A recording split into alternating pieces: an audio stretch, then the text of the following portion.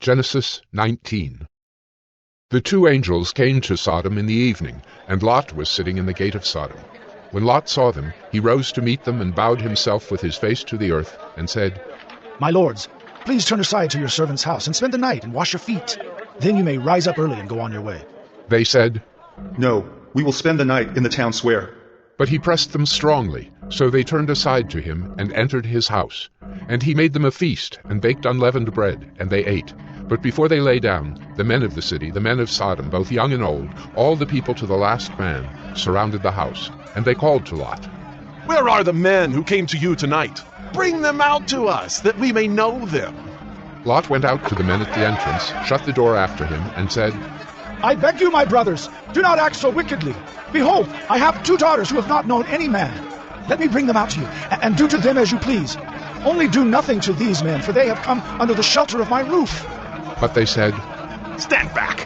And they said, This fellow came to sojourn, and he has become a judge. Now we will deal worse with you than with them.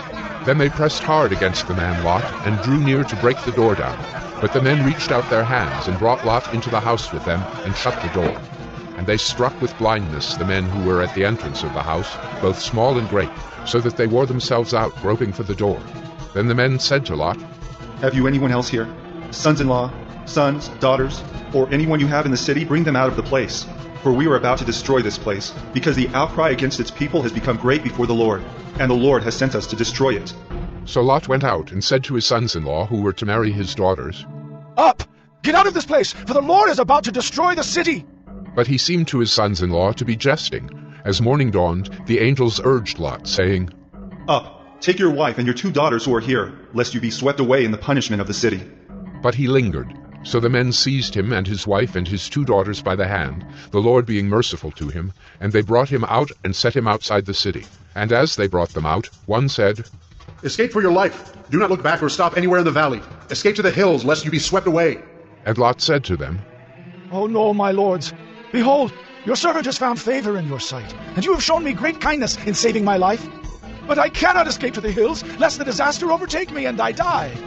Behold, the city is near enough to flee to, and it is a little one. Let me escape there. Is it not a little one? And my life will be saved.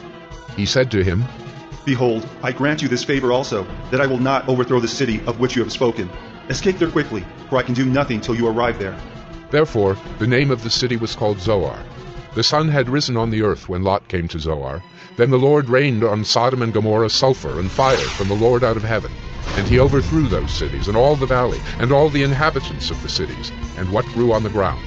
But Lot's wife, behind him, looked back, and she became a pillar of salt. And Abraham went early in the morning to the place where he had stood before the Lord. And he looked down toward Sodom and Gomorrah, and toward all the land of the valley. And he looked, and behold, the smoke of the land went up like the smoke of a furnace. So it was that when God destroyed the cities of the valley, God remembered Abraham and sent Lot out of the midst of the overthrow when he overthrew the cities in which Lot had lived.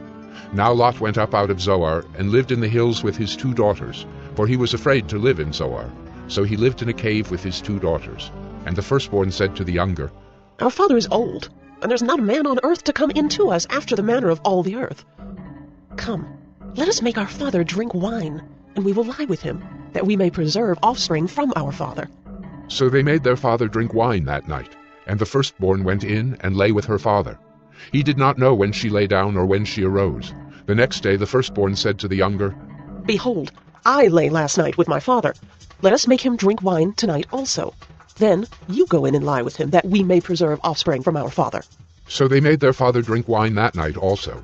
And the younger arose and lay with him, and he did not know when she lay down or when she arose. Thus both the daughters of Lot became pregnant by their father. The firstborn bore a son and called his name Moab. He is the father of the Moabites to this day. The younger also bore a son and called his name Ben-Ammi. He is the father of the Ammonites to this day.